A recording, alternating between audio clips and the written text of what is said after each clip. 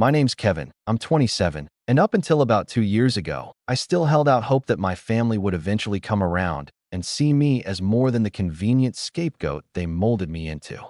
But people don't change just because you hope they will. Sometimes they double down. And when they do, all that's left is for you to stop hoping and start remembering who you are. I grew up as the oldest of three. Then came Rachel, the golden child, and Eric, the accidental caboose who was too young to matter in any of the family politics. From the outside, it probably looked like we were close. Family holiday photos, polite comments on Facebook, the usual digital facade. But behind the scenes, I was the one expected to clean up everyone's messes.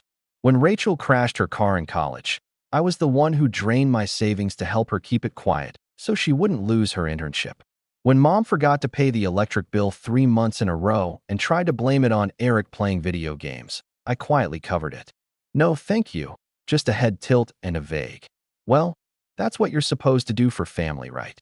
I kept doing it for years. Every favor, every dollar, every piece of emotional labor, I gave it without a fight. I thought that maybe, just maybe, if I kept showing up, they'd finally see me as someone they could be proud of. That illusion shattered last November on what should have been a normal afternoon. Rachel had just gotten engaged to her longtime boyfriend, Brandon. We weren't close, but he always struck me as one of those harmlessly bland types. He wore boat shoes to Thanksgiving and said things like, "Killer spread, Mrs. C." Still, I was genuinely happy for her. I thought this might be the moment we all turned a corner. I texted her congratulations, offered to help however I could, and even volunteered to handle their honeymoon costs as a wedding gift. She responded with a half-hearted THX, and I didn't think much of it. Then, 2 weeks ago, I got a call from mom while I was wrapping up work. I still don't know if she meant to let the venom in her voice slip through, or if she genuinely didn't care that I heard it. "Don't even think about showing up to the wedding," she snapped before I could say hello. "Rachel's finally going to have the perfect day she deserves, and we're not going to let you ruin it." I was quiet for a second, trying to figure out what she was talking about. I wasn't planning on making a speech or doing anything flashy. I was just going to show up, clap at the right moments, maybe hug a few people. "Ruin it how?" I asked slowly. Her voice dropped into that sickly sweet tone she always used when she wanted to disguise something cruel. "Kevin, you've never exactly looked the part. You know that, right? You always dress like you're going to a job interview, and not a good one. And the way you hover around? It's off-putting. Rachel doesn't want you in the photos. She asked me to tell you, and frankly, I agree." I couldn't breathe for a second. It felt like my ears were ringing. All the years I'd bent over backward for them, all the effort to be supportive, and now I was being told I didn't even deserve a seat at the wedding. That I'd somehow ruined their perfect little family image by simply existing in the background.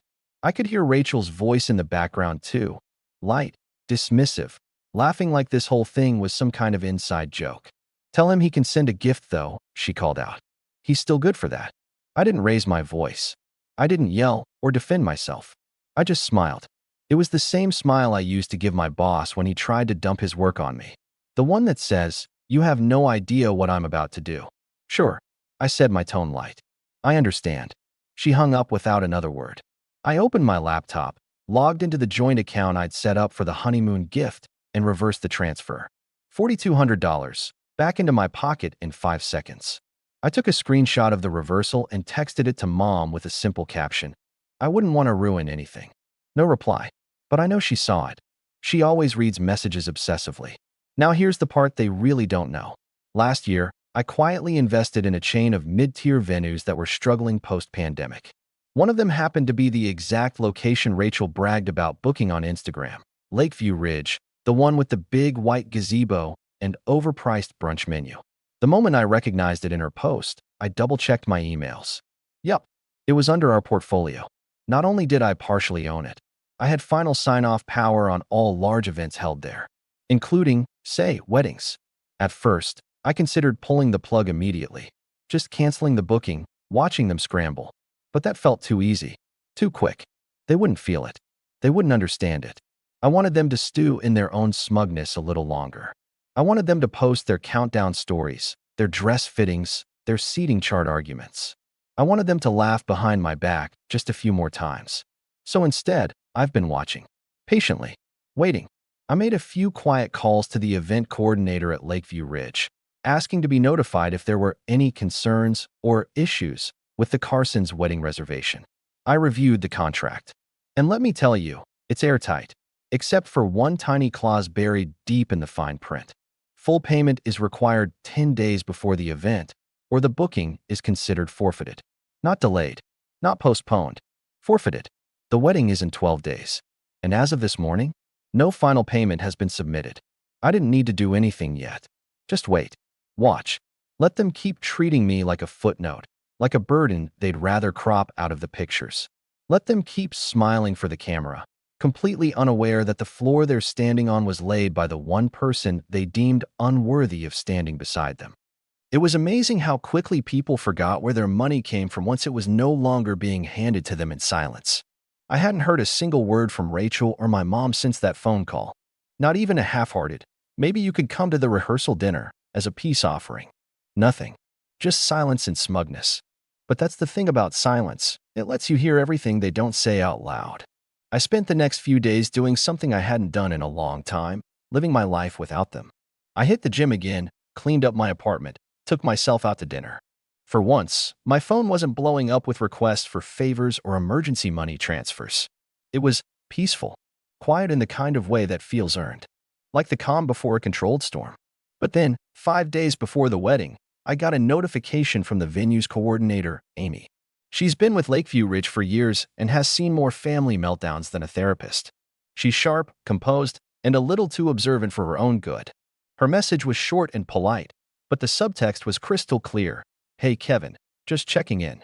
The Carson party still hasn't submitted the final payment. I've sent 2 reminders with no reply. Let me know how you want to handle it, since it's close to the deadline. I called her back that afternoon, and we talked through it. I kept my tone casual, professional. If it's not paid by the deadline, we'll consider the booking void per policy. Just follow the contract. Amy hesitated. You sure? I mean, they're really banking on this thing. They've got like 15 vendors scheduled. A whole live string quartet. And there's talk of releasing doves during the vows. I smiled faintly. Doves? Huh? Classy. She laughed quietly. Okay. I'll follow protocol. Deadline's in 2 days. Now, I could have warned them. I could have texted Rachel a simple, hey, just so you know, your payment's late. But I didn't. Because they made it clear I wasn't family. Not important enough to stand in a photo. Not important enough to warrant a chair. Just a walking wallet with a pulse. And that's when I decided I wasn't going to interfere. I was going to let the natural consequences of their carelessness do all the work for me. On the morning of the deadline, I took the day off work and treated myself to a good breakfast, eggs, coffee, extra crispy bacon. I checked my email around noon. Still nothing. No payment. No message. No Hail Mary, oh my God, we forgot. Just radio silence. That night, Amy marked the booking as canceled in our system. At 7:18 p.m., I got a call from a number I didn't recognize. I let it go to voicemail. 30 seconds later, another call. Same number. I finally picked up. Hi, is this Kevin? This is Teresa. I'm Rachel's wedding planner. I nearly laughed. Of course it was. Yes, I said, keeping my voice neutral. So, we're just trying to sort out a minor issue with the venue. I understand there was some kind of system error and the final payment didn't go through. Probably a glitch with our account. But we were hoping to confirm everything is still on track for Saturday. I leaned back in my chair, glanced at the ceiling. No system error. The payment deadline passed last night. The booking's been released. Silence. I could hear her breathing, and in the background, the muffled sound of someone arguing. Then her voice returned, thin and nervous. But surely you can make an exception, right? I mean, this is a once-in-a-lifetime event. The bride's already got her gown. Guests are flying in. Teresa, I interrupted gently, I understand. But the contract is the contract. If they wanted it locked in, they should have paid on time. We've been more than generous with reminders. She stammered a bit before trailing off with a shaky, I'll talk to Rachel. The next call came less than an hour later. This time it was Mom. Kevin, she barked. No greeting. What is going on with the venue? Rachel is in tears. They said the booking was canceled because of you. I raised an eyebrow. Me? I didn't cancel anything. The deadline passed. I just happened to know the coordinator. You knew and you didn't say anything. You let this happen? I let what happen? You mean I didn't step in and cover for your mistake again? There was a beat of silence. Then her voice turned cold. Do you really hate your sister that much? No, I said slowly, clearly. I just finally decided to stop letting you all treat me like I'm disposable. You said I'd ruin the photos. So I took myself out of the picture. You always have to make it about you, she spat. No, I said again, quieter this time. You did. You made it about me the second you decided I wasn't worth a chair at your perfect wedding. I'm just following your lead. She hung up without another word. That night, I got a text from Rachel. No greeting. No emoji. Just this. You seriously couldn't have warned us? And then, a second later, wow. You're a bitter little man. I didn't reply. I didn't need to. Because the next part? That was entirely in my hands now. The venue was gone. Their dream wedding had no foundation. Vendors were pulling out. Doves were staying caged. And they still had no idea just how deep this rabbit hole went. Because while they were scrambling to find a last-minute location, I was sitting on a little secret. They thought the worst had already happened. They didn't realize that I wasn't done yet. Not even close. The following morning, I woke up to a dozen new texts and 3 missed calls, 2 from Rachel, 1 from Brandon. The texts ranged from thinly veiled guilt trips, "This is still family, Kevin," no matter what happened, to flat-out insults, "I can't believe you're so petty you'd sabotage your own sister's wedding." I read them all over coffee, scrolled through without reacting. They didn't know the half of it. See, Rachel and Brandon had spent the last year parading this wedding around like it was some royal event. Magazine-style engagement photos, a custom website with a countdown, a color palette with 4 shades of soft champagne. The venue wasn't just a pretty location, it was the entire brand. Lakeview Ridge was the backdrop in every one of their online posts, their Pinterest board. Even the RSVP envelopes had a watercolor painting of the gazebo. It was a curated fantasy, and they'd built it on borrowed money and other people's generosity, including mine. They hadn't told anyone I was paying for the honeymoon. They took the money, smiled for Instagram, and acted like it was just something Brandon pulled out of thin air. The worst part? I was proud of them. I actually wanted them to have a beautiful start. But apparently, the ugly brother didn't fit the theme.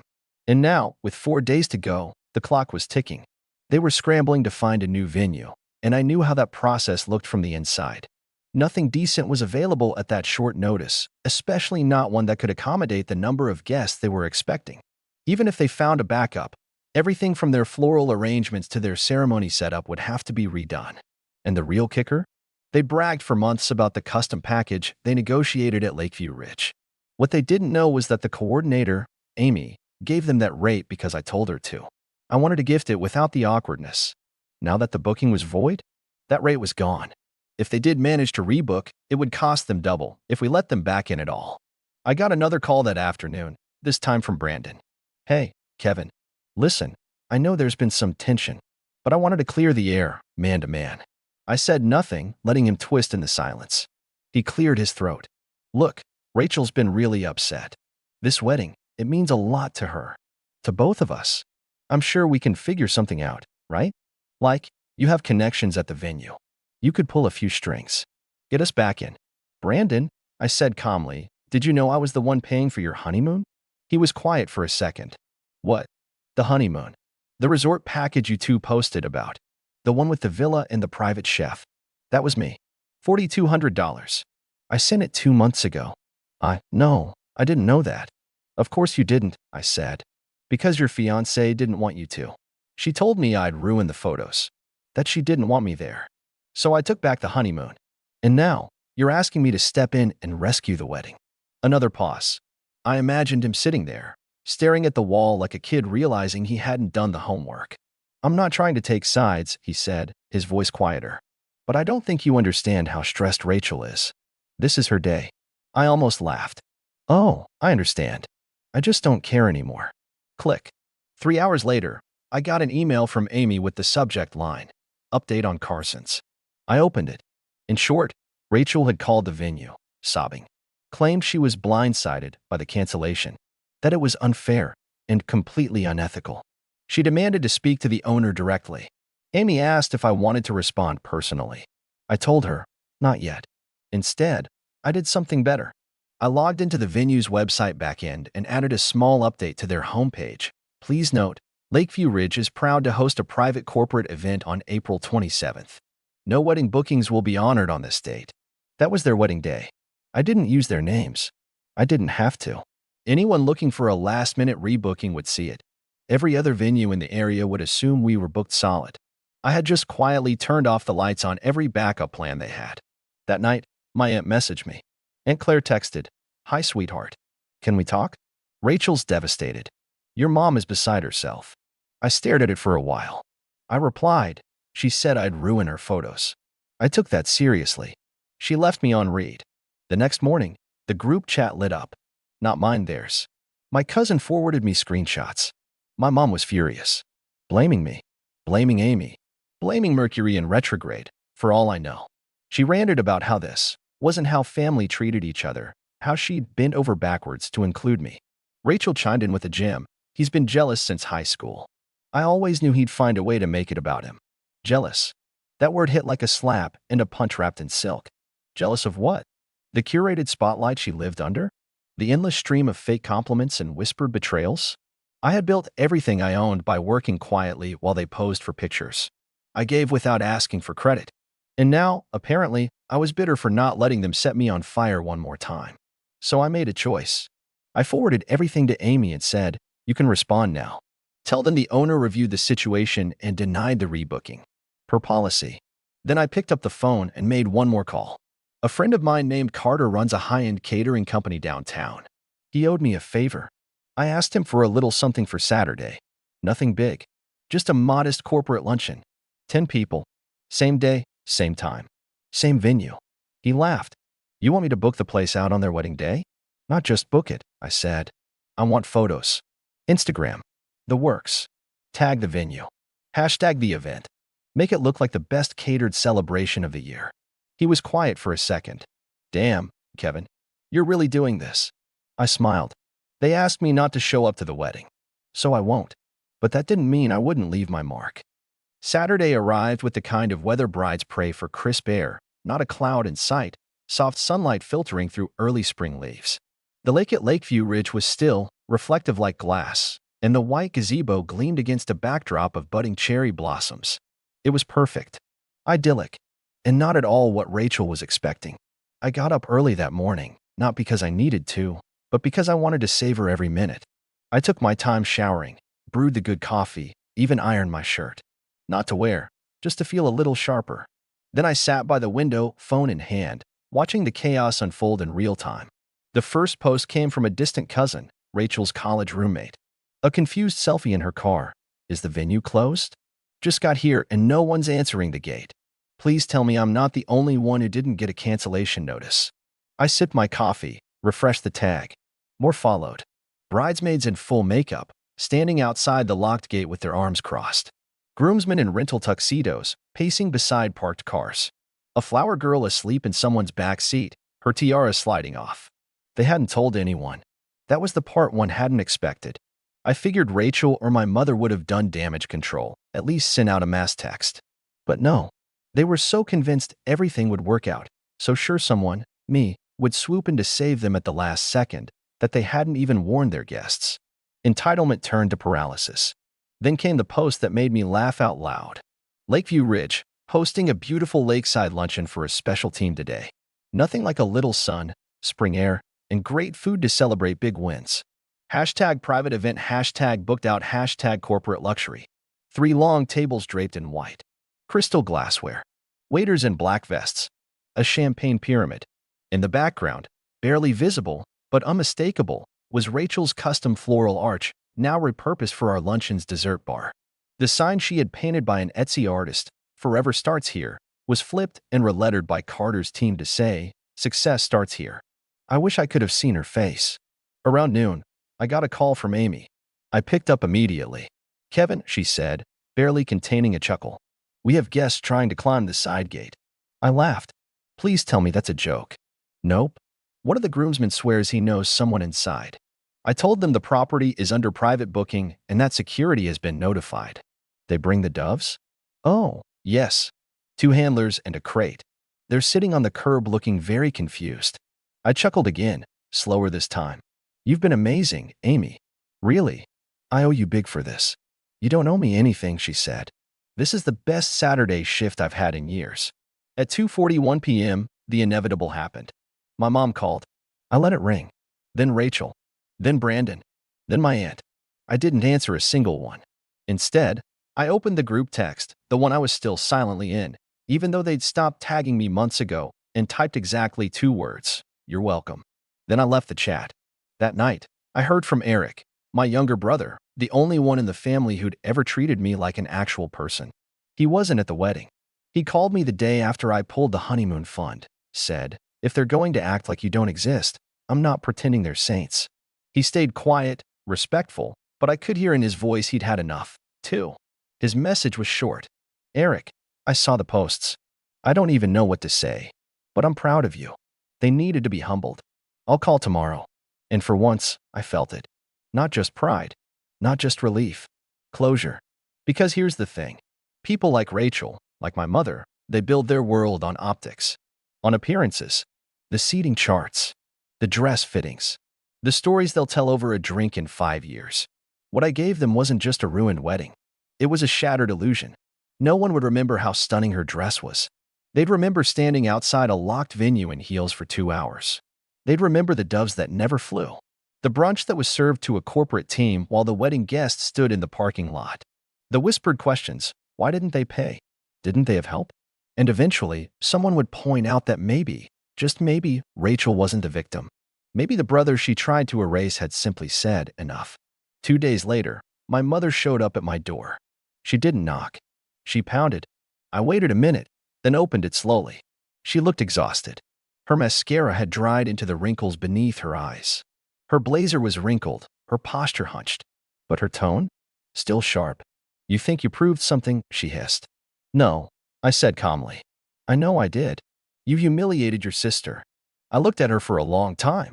"She humiliated me. You did too. For years. You just thought I'd keep taking it. That I'd always show up, clean up, and keep quiet. Not anymore." She stepped forward like she wanted to argue, like she had a speech prepared. But I didn't give her the space. I bought the venue. I paid for the honeymoon. I supported this family when no one else did. And you erased me for optics. So this time, you got erased." She stood there, trembling. But she didn't say anything else. Finally, I added, "You can tell Rachel I'm not angry. I'm free. That's a better gift than anything on her registry." And I shut the door. A month passed. Then 2. I didn't hear from them. Eric and I grabbed dinner twice a week now. We talked about work, about life. Sometimes, we even laughed about the great wedding disaster of the year. I'd gotten a few sly messages from people who had been at the event, congratulating me without really saying what they were congratulating me for. And that was enough. I didn't need a parade. I didn't need a public moment. I had peace. I had power. And for the first time in years, I had a family that I chose, not the one that tried to write me out of their perfect picture. So I took the frame, and I burned it. You ever get the feeling that you're just there? Like, you exist in a space, but nobody really sees you? That's how it had always been with my family. I wasn't the golden child, wasn't the troublemaker. Just the one in between, the one who did what was expected but never quite enough. It started small. Little things.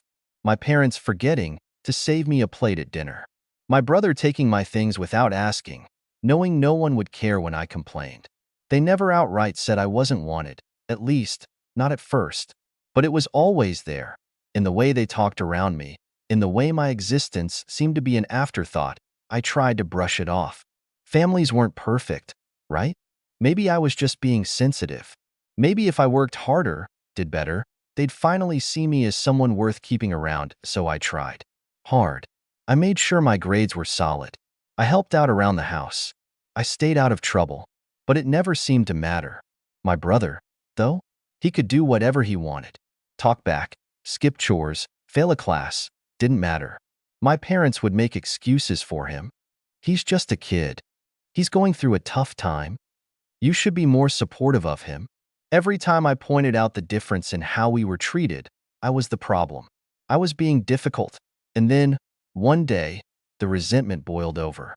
But not from me, from them. It was a Saturday night. I had just gotten home from work. Nothing special, just a part-time job at a local grocery store. I worked weekends to save up some money since my parents never really gave me much. My brother, on the other hand, didn't have to lift a finger. Anything he wanted, he got. That I walked into the house, exhausted, and the first thing I saw was him sitting on the couch, controller in hand, completely zoned into his game. A half-eaten plate of food sat on the table, and on the floor, my backpack, open, my notebooks and papers scattered across the rug. Dude, what the hell? I sighed, bending down to pick up my stuff. Oh yeah, he muttered, not even looking away from the screen. Needed paper. Took some. I flipped through my notebook, stomach sinking. My notes, the ones I had spent hours on, were gone. Torn out, I clenched my jaw. Are you serious? Finally, he looked at me. Relax. It's just some dumb notes. Not like you do anything important anyway. That hit harder than it should have. Maybe because deep down, I knew that's how he really saw me. How they all saw me. Where are they? I asked, my voice tight, but he scoffed. Dunno. Probably in the trash. I don't know what it was about that moment, but something inside me snapped. Not in an angry, screaming way. Just a cold, quiet realization I wasn't one of them. Not really. That I took a deep breath, forcing myself to stay calm. You're unbelievable, I muttered, walking past him toward the kitchen. That's when my parents walked in, and that's when everything went downhill. My mom and dad walked in, laughing about something, some inside joke between them, something I was never part of. But the moment they saw me standing there, the mood shifted. What's with the attitude? My dad asked, eyes narrowing. I exhaled sharply, still gripping my ruined notebook. Ask him, I said, nodding toward my brother. He tore out my notes, just threw them away like they were nothing. My mom barely glanced at him. It's just paper, she said, waving a dismissive hand. I looked between them, waiting for something. Even just a "that wasn't cool," or "don't do that again." But nothing. Instead, my brother smirked. Yeah, it's just paper, he echoed. Like he knew he'd already won. I felt my fingers tighten around the notebook. Right. Of course. I turned to go upstairs, but my dad's voice stopped me. You know, this attitude is exactly why no one wants to be around you. I froze. What?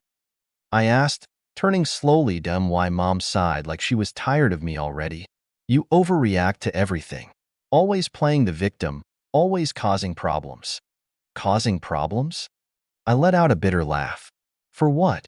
Expecting basic respect? For not wanting my stuff trashed? My brother snorted. God, you're so dramatic. I shook my head. You guys act like I'm the issue, but you don't even see what's happening.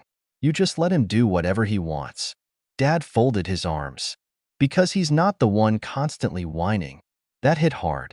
But not as hard as what came next. My brother leaned back on the couch, arms stretched behind his head, and smirked. No one wants you here, man. I felt my stomach drop, but it was my parents' reaction that broke something in me. They nodded. They actually nodded. My mom didn't say a word. My dad didn't argue. They just stood there, silent, as if that was a fact they had accepted a long time ago. I didn't yell. I didn't beg for them to take it back. That I just breathed. And something inside me went cold. Okay, I said simply, and I walked upstairs to pack my bags. And I left. But this wasn't the end. Not even close. Because the next morning, my phone was blowing up with 12 missed calls. And that's when I knew leaving was the best decision I had ever made. I didn't answer the calls. Not at first. I just stared at my phone, watching as the notifications kept piling up. My brother, my dad, even my mom. For a family that didn't want me, they sure were desperate to reach me now. I let it ring. I wasn't in a rush. After leaving last night, I didn't even have a plan. I had thrown my things into a duffel bag and walked out, feeling numb. I crashed at a friend's place, someone who actually gave a damn about me. He didn't ask questions, didn't push, just handed me a blanket, said, "You can stay as long as you need." It was more kindness than my own family had shown me in years. But now they wanted something. And I had a feeling it wasn't because they missed me. By the time the calls finally stopped, a few texts started rolling in. The first ones were just as I expected. Mom texted, "You're being immature. Come back." Dad texted, "Enough of this nonsense. You need to stop acting like a child." I scoffed. Yeah, I really left. and they clearly weren't sorry. Then, a new message came in, one that changed everything. Mom texted, "Come home now. We have a problem." I stared at the screen, my pulse picking up. "A problem?" I debated ignoring it. But curiosity got the best of me, so I finally texted back. Just 2 words, "What happened?" Her reply came almost instantly. "Your brother screwed up. Bad." And just like that, I knew. They didn't miss me. They didn't want me back. They needed me. And that gave me an idea. I leaned back against the couch, staring at my phone. So now they needed me? Interesting, I wasn't in a hurry to respond. Instead, I let them sweat a little. If my brother had really screwed up, then whatever happened was big enough that my parents, who had never once taken my side, were now reaching out. After about 10 minutes of silence, more messages started rolling in. Dad texted, "We don't have time for your attitude. Just come home." Mom texted, "Please. This is serious." Serious? That almost made me laugh. When my problems were serious, they told me to get over it. But now that my brother was in trouble, suddenly it was urgent. I took my time typing my next response. "Not my problem." A minute passed. Then another. Then my dad called. I let it ring. Declined. A second later, a text popped up. "Dad, you're being selfish." I exhaled sharply through my nose. Selfish? That was rich, coming from him. Then my mom texted again. "Mom, your brother's been arrested." I blinked. Okay. Now I was interested. I grabbed my friend's car keys off the counter. "I need a ride." He raised an eyebrow. "You sure? Thought you were done with them." I smirked. "Oh, I am. But I need to see this for myself." 15 minutes later, I pulled up in front of my house. My dad was pacing on the porch, phone in hand, looking more stressed than I'd ever seen him. My mom sat on the steps, head in her hands.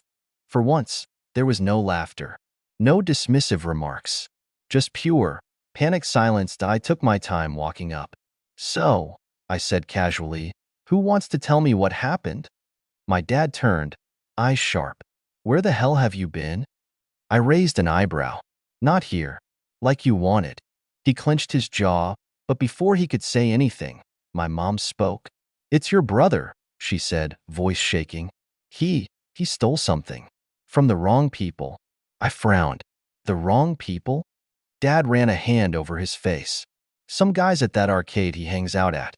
We don't know the details, but they called the cops. He's in holding right now." I almost laughed. Of course. My brother had spent years treating me like garbage, thinking he was untouchable. And now, the real world had hit him like a truck. That I crossed my arms. "And what do you want me to do about it?" Mom gave me a desperate look. "We need money for a lawyer. Bail. Something. We need your help." I stared at her for a long moment. Then, finally, I smiled. They needed me, but I didn't need them. After all the years of pushing me aside, of treating me like I was nothing, now they were looking at me like I was their only hope. And in a way, I was. I tucked my hands into my pockets, tilting my head slightly. "So let me get this straight. You told me I was unwanted. You let my brother treat me like garbage. You didn't care when I walked out.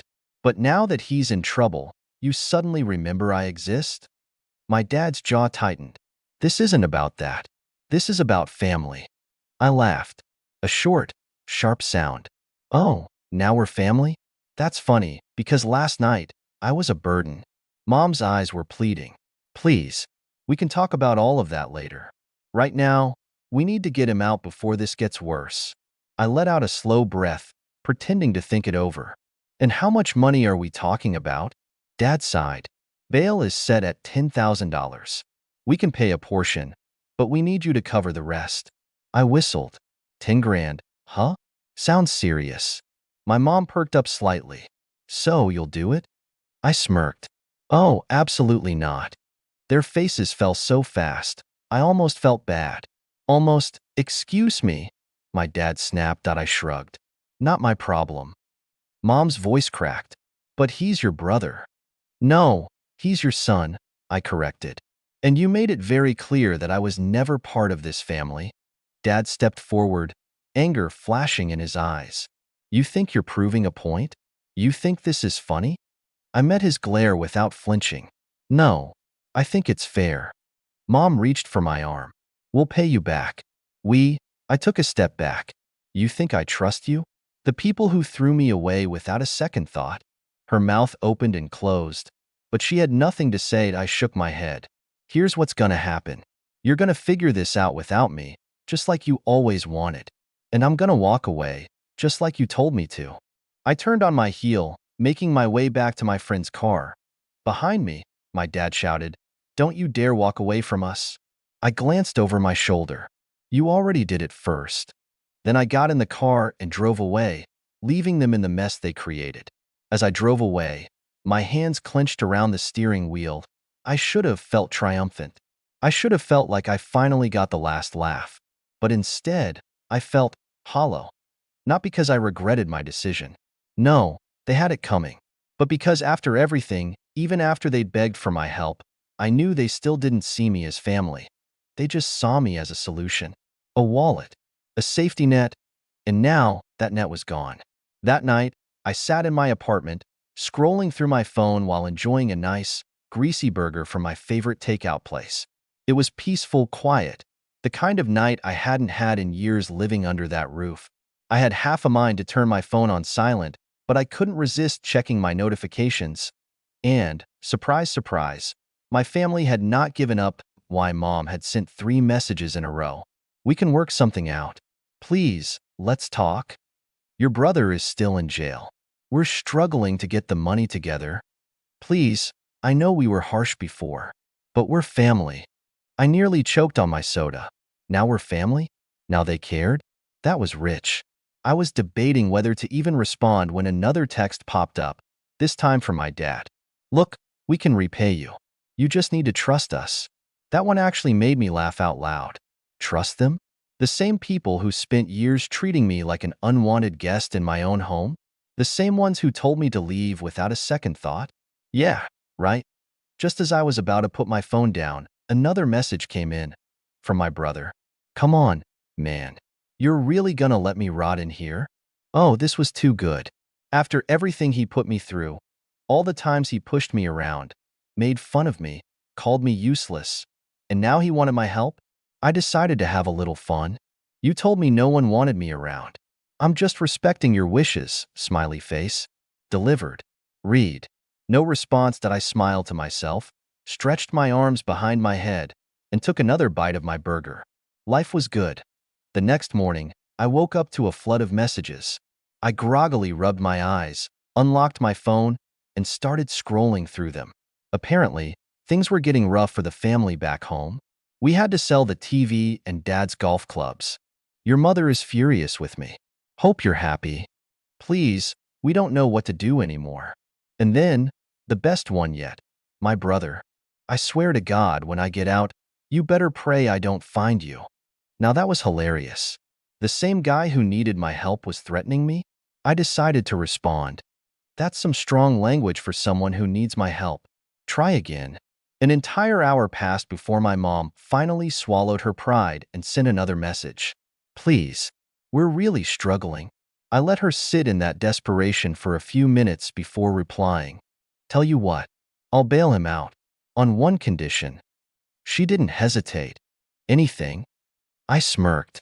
I want a public apology. In the family group chat. A long one.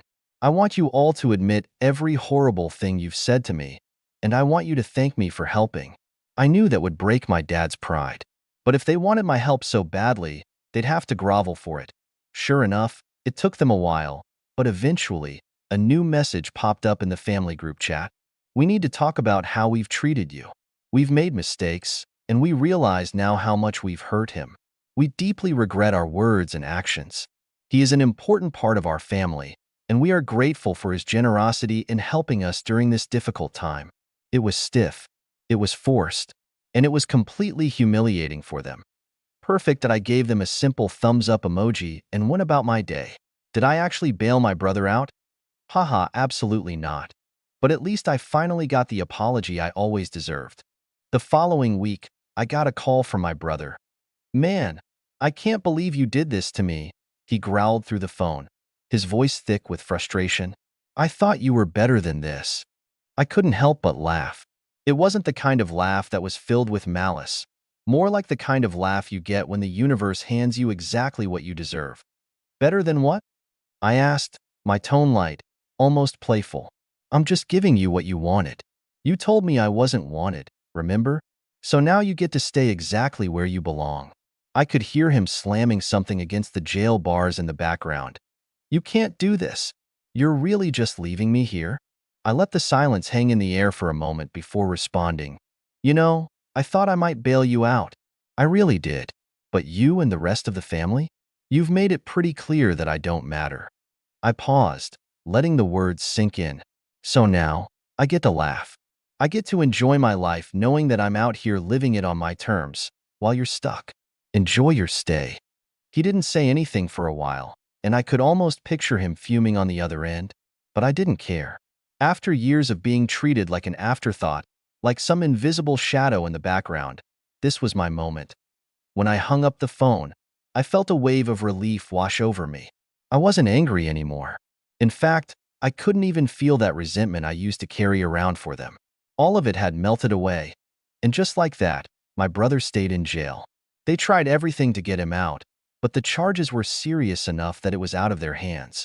They begged and pleaded, but the truth was, they needed me far more than I ever needed them. As for me, I walked away, head high, knowing that I had finally reclaimed my power.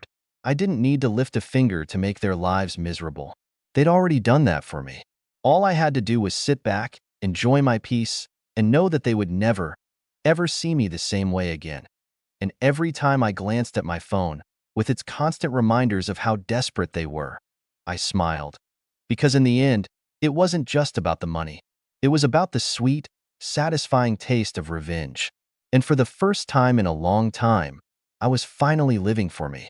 Honestly, this story is pretty satisfying. The protagonist was treated terribly by his family, but the way he flipped the script and didn't help his brother out after all that was brilliant. It's like the perfect revenge, and he didn't even have to do anything too drastic. Just let them deal with the consequences. What do you think? Was it the right call, or did he go too far? Would you have helped, or is this payback well deserved? Let me know what you think.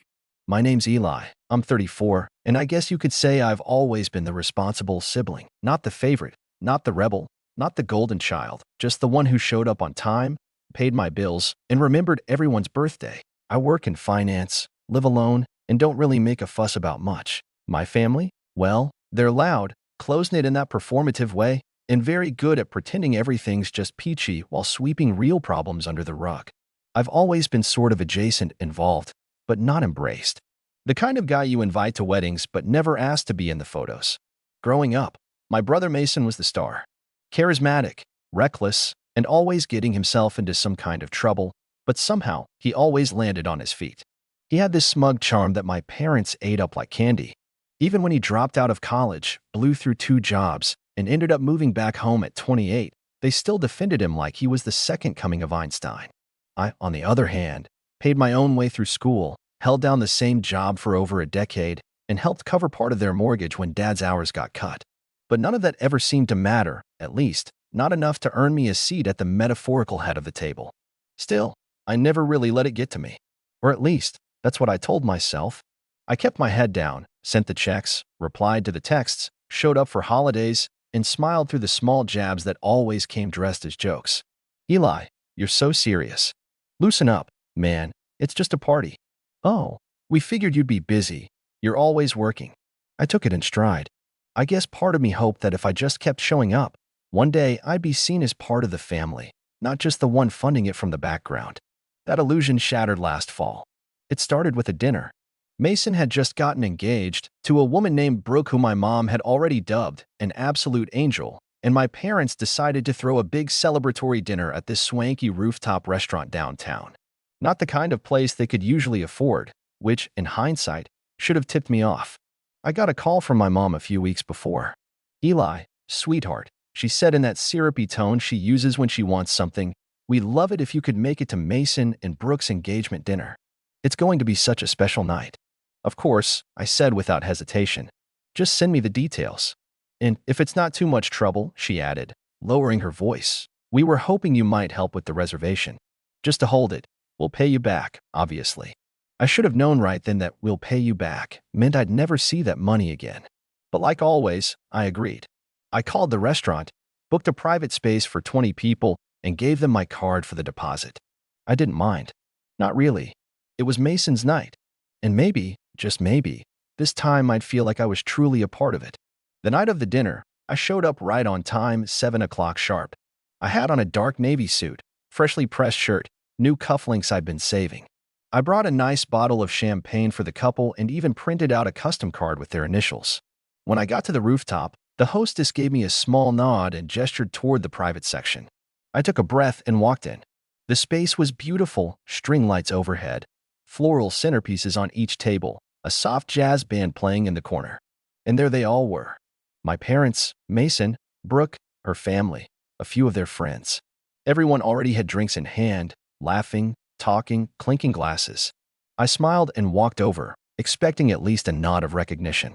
Instead, Mason turned to me with that familiar smug grin. "Oh hey," he said, barely glancing at the champagne in my hand. "Glad you made it." Then he pointed toward a fold-out chair set off to the side, next to a trash bin, no less. "Sorry, this table's for family only," he said, with mock sympathy. "But there's a spot for you right over there." I actually blinked. I thought he was joking. I looked at our mom, who just gave me that tight-lipped smile she uses when she doesn't want to get involved. Dad chuckled awkwardly and raised his glass. Brooke didn't even look up. And then, as if on cue, a few people laughed. I stood there for a second too long. I wanted to say something, anything, but my throat closed up. My ears were hot. I felt like I was 13 again, left out of a group photo at a cousin's wedding because I didn't fit the aesthetic. So I walked to the chair, set my bottle beside me on the floor, and sat down alone. I didn't even take my coat off. The waiter came by and asked if I was with the party. I nodded silently. He didn't ask any more questions. Just handed me a glass of water and moved on. I sat there for almost 2 hours while they laughed, toasted, opened gifts. I watched my brother give this long speech about how lucky he was to be surrounded by his closest people. I watched my mom tear up when Brooke called her the best future mother-in-law a girl could ask for. No one even asked if I wanted to order. Eventually, dessert came out, some kind of elaborate layered cake with edible gold flakes. The band played a slow tune. The sun dipped below the skyline, and I realized not a single person had looked in my direction for the past 30 minutes. Then the check came. I watched the waiter walk toward their table with a little leather folder. He paused, looked around, then glanced down at the credit card on file. My card. I watched him take a few steps toward me. "Excuse me, sir," he said quietly. "The total for the event is $3,218. Should I run the same card for the final amount?" Everyone at the table turned to look. My brother raised an eyebrow. "Oh, yeah," he said casually. "Eli's got it." The waiter looked at me, and I smiled. A calm, slow, measured smile. My voice was steady. "Not my table," I said, just loud enough for everyone to hear. I was told this was for family only. There was a silence so sharp it felt like the air had snapped in half. My brother's mouth opened slightly. My mom frowned, confused. Dad sat straighter. Brooke's dad furrowed his brow. The waiter hesitated. "Sir, you made the reservation?" "I did." I nodded. "And I paid the deposit. But I'm not with them. I'm over here, at the side table." I stood slowly, picked up my coat, and nodded toward the trash can, where I belong, apparently. You could almost hear the collective thud of jaws hitting the floor. For a second, nobody moved. The waiter stood awkwardly between tables, holding the bill like it was radioactive. My brother looked like someone had just slapped him with a fish. My mother's eyes narrowed, flickering between me and the check, trying to figure out how this got away from her so fast. "Wait, Eli," she said, her voice low and slightly shaky. "What are you doing?" I shrugged. "Following the seating chart, Mom. Mason said this table was for family only. I assumed that meant I wasn't included." I looked at the waiter. "I didn't eat. I didn't drink. I wasn't welcome. So I won't be paying." "Don't be ridiculous," Mason snapped, the smirk cracking into something uglier. "It's just a joke, man. Lighten up. You always take things so personally." The room had gone quiet. Even the jazz band seemed to be winding down to an awkward hum. All eyes were on me, and for the first time in years, I wasn't shrinking beneath them. "Yeah," I said slowly, "that's the problem. You think everything's a joke, as long as it's at someone else's expense." Brooke looked confused, like she was just now catching on that something real was happening. Her father, a stiff man in a blazer who had barely said a word all night, gave Mason a sharp look. You invited this man to your engagement dinner and sat him next to the trash can, he asked, incredulous. Mason scoffed and looked to my mom for backup. She straightened in her seat and smiled tightly. Let's not blow things out of proportion. Eli's just being dramatic. He's always been sensitive. I almost laughed. That was her go-to line. Always had been. He's just sensitive. He's just tired. He's just overreacting. Any excuse to avoid admitting that something cruel had happened and that they'd let it happen. The waiter cleared his throat. I'm sorry to interrupt again, but the restaurant needs to process the bill before we close the tab on the private space. If the card on file won't be used, I'll need an alternate. Silence. I turned and started to walk toward the elevator. That's when my dad finally spoke. Eli, come on. You've already paid for half. You might as well just finish it. I stopped cold. That sentence, that might as well, snapped something in me. I turned back. You're right, Dad. I did pay the deposit. I even called 3 restaurants to find one with a rooftop view like Mason wanted. I picked the date around his football schedule. I ordered custom floral arrangements because Mom said fake flowers would look cheap in the photos. I paid the $500 non-refundable deposit without blinking, and I showed up on time, alone, in a suit to support my brother. I took a step closer, lowering my voice but not enough to be missed. And what did I get in return? A folding chair next to a garbage bin and a sorry, family only. I turned to Mason. So now you get to figure it out. You and your real family. Mason's face was flushed now, red creeping up his neck.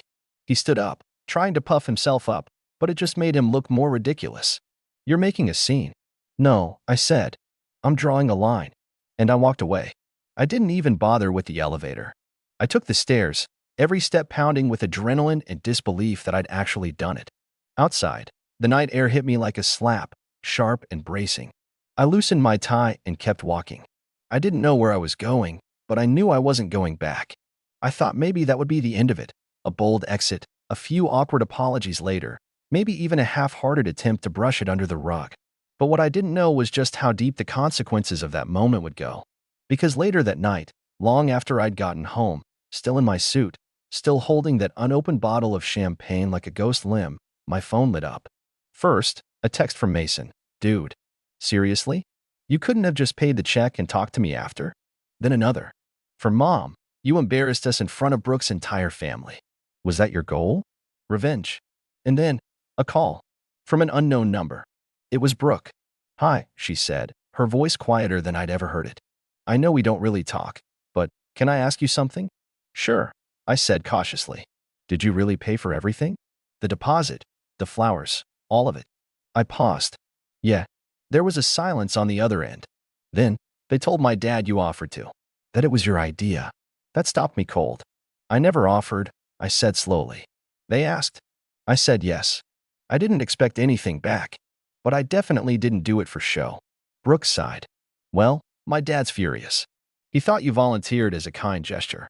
But now he's saying he wouldn't have agreed to the restaurant if he'd known it was being paid for by someone they basically shoved in the corner. I didn't say anything. He said Mason and your parents made him look like a fool. Another pause. I'm not calling to get involved, she added quickly.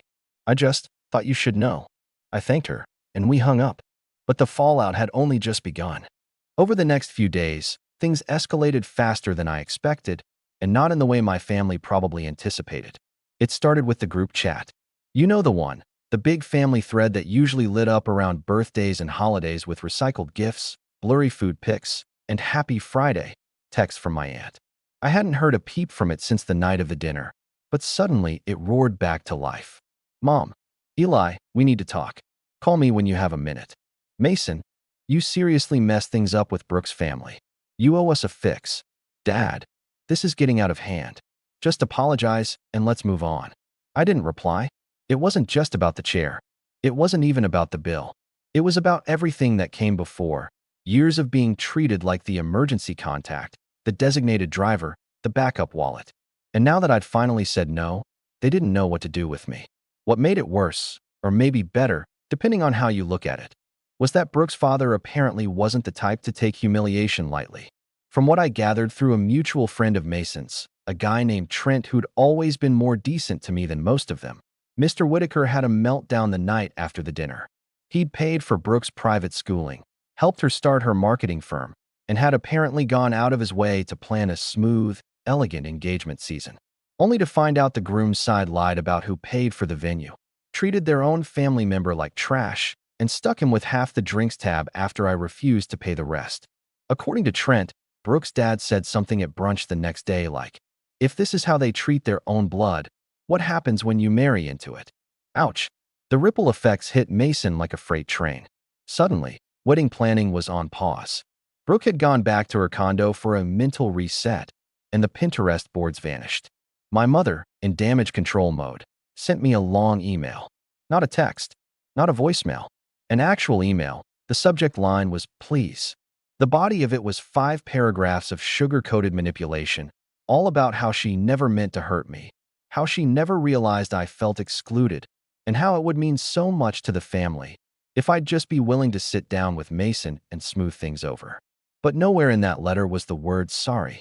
Just, "We didn't realize. You misunderstood. Let's not let one silly night destroy the bond we've built." I stared at that last line for a while. What bond? Was it the bond where I drove 3 hours on Christmas Eve to bring gifts because Mom said Mason wasn't in the right headspace to shop for anyone?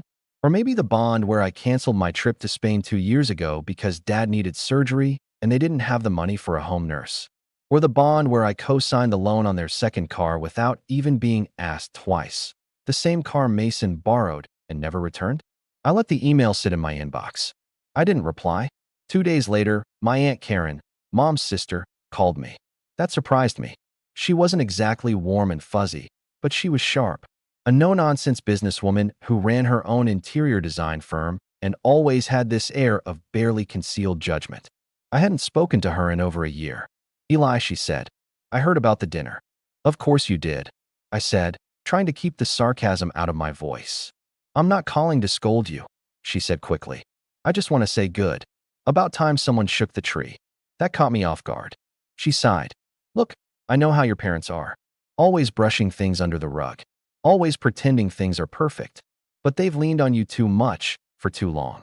And Mason? He's always gotten away with treating you like some kind of side character." "I appreciate that," I said quietly. "But why now?" "Because now the Whitakers are involved," she said, her voice dry. "And your mom's panicking. She called me yesterday and asked if I'd be willing to talk some sense into you." I raised an eyebrow. "And what did you say?" "I told her you didn't need sense, you needed space. And that maybe it's time they learned how to function without using you as scaffolding."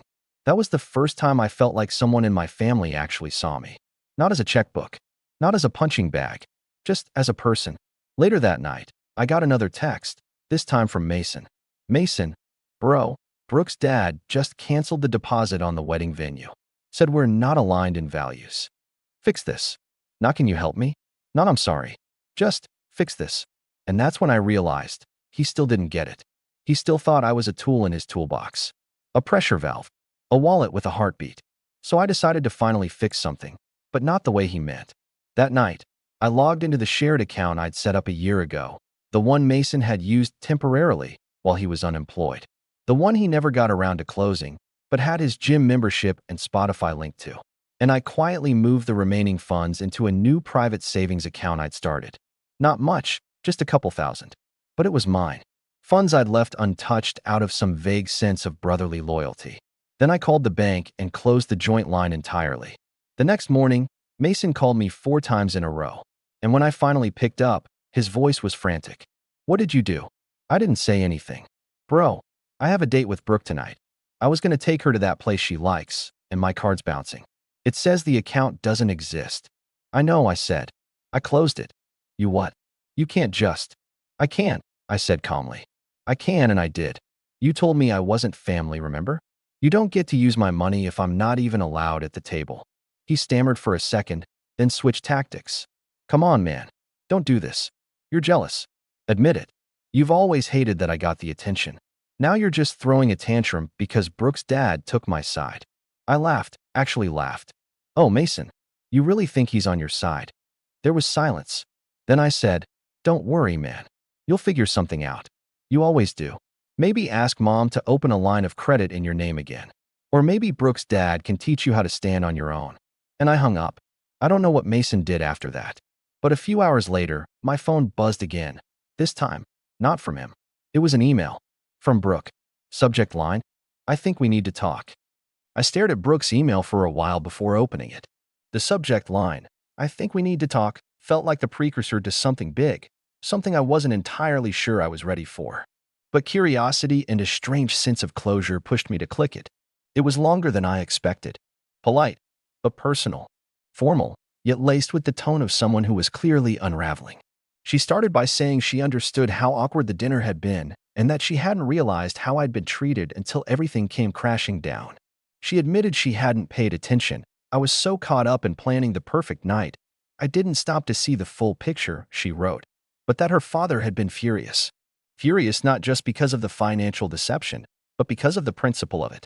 He said if they can publicly humiliate someone who financially and emotionally supported the entire night, she wrote, then I need to seriously reconsider who I'm marrying into. Brooke didn't mince words. She said Mason had downplayed everything at first, calling it a minor misunderstanding. But once her dad showed her screenshots of the restaurant invoice, he'd requested a breakdown from the manager, the lies started to crack. Mason had told her I insisted on paying, that I didn't want to sit at the main table because I was introverted, that I'd left early because I had a work emergency. But once I talked to the waiter myself, yes, I called the restaurant, she wrote, the story fell apart completely. Then came the part one didn't expect. I ended the engagement last night. I blinked. She explained that it wasn't just the dinner, that the whole situation had pulled back the curtain on behaviors she'd previously excused.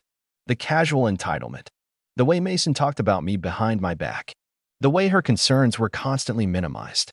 He kept saying you were overreacting, she said, but honestly, you're the only one who reacted with any dignity. She ended the email with a short note. I'm not writing this to pit myself against Mason or to drag you into drama. I just wanted you to know. I see it now, and I'm sorry I didn't see it sooner. I sat there for a long time, rereading it. Not because I didn't believe it, but because I wasn't used to being believed. The next few weeks were oddly quiet. The family group chat died out completely. Mason tried calling twice more, but after I didn't answer, he stopped. I learned through the grapevine that he'd moved back in with our parents. Brooke returned the ring. Her dad sent out an official cancellation notice to the wedding venue and vendors. A few of Mason's old friends dropped off the map entirely. Apparently, some of them had been riding his coattails to Brooke's connections. I thought that would be it, that it would all just settle into silence. But then one Sunday morning, I got a knock on my door. It was my mom. She stood on my front porch in a long cardigan, holding a Tupperware container of lasagna like it was a peace offering. Her eyes were puffy, her makeup thin. I didn't say anything, just opened the door a crack and waited. I brought you dinner, she said. I didn't reach for it. I just wanted to talk. No excuses. That part surprised me. I let her in. She sat at my kitchen table like she used to when I was a kid, same nervous fingers, same forced smile. But this time, no passive aggressiveness. No, you're just tired. No, he didn't mean it. She cleared her throat. I owe you an apology. I crossed my arms. Just one. Her face tightened, but she nodded. Fair. Probably more than one. She took a breath. I didn't see it. Not because it wasn't there, but because I didn't want to see it. Mason's always been loud. He takes up space. And you never asked for anything. You just did. You handled things. You showed up. I guess. We started treating you like a safety net. Something we assumed would always be there. That's the thing about safety nets, I said. People only look at them when they're falling. Never when they're climbing. Her lip trembled. She looked down at her hands. Your father and I were wrong. We let Mason get away with too much. We let him treat you like less. I stayed quiet. I know I can't undo that. I know a lasagna and a sorry won't fix years of imbalance. But I just wanted you to know, I see it now. And I'm sorry. I watched her for a moment. For the first time in my life, she wasn't dodging or deflecting. She wasn't defending Mason. She wasn't telling me to lower my voice or get over it. She was just sitting there, owning it. I nodded slowly. Thank you. We didn't talk for long after that. She left the lasagna. I walked her to the door. She didn't ask me to forgive Mason. She didn't ask me to call him. She just said, take care of yourself, and drove off. After that, things didn't magically repair, but they didn't get worse either. My parents started sending individual messages instead of group ones. Short ones. Respectful. My mom invited me to Thanksgiving in a few months, only if you feel up to it, she said. I haven't decided if I'll go.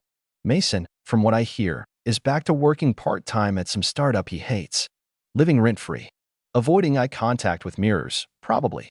He hasn't reached out again. And I'm okay with that. As for me, I started doing more with my time. I took that postponed trip to Spain. I bought myself a new set of noise-canceling headphones. I read books on boundaries, on family dynamics, on quiet strength. I even started seeing a therapist. And not because I was broken, but because I realized healing doesn't come from waiting for someone else to say sorry. It comes when you look at your own reflection and say, you deserved better. And you gave it to yourself. So no, I didn't pay the bill that night. But I finally cashed in years of silent debt. And for the first time in my life, I'm not sitting next to the trash can. I'm at my own table. And that table is enough.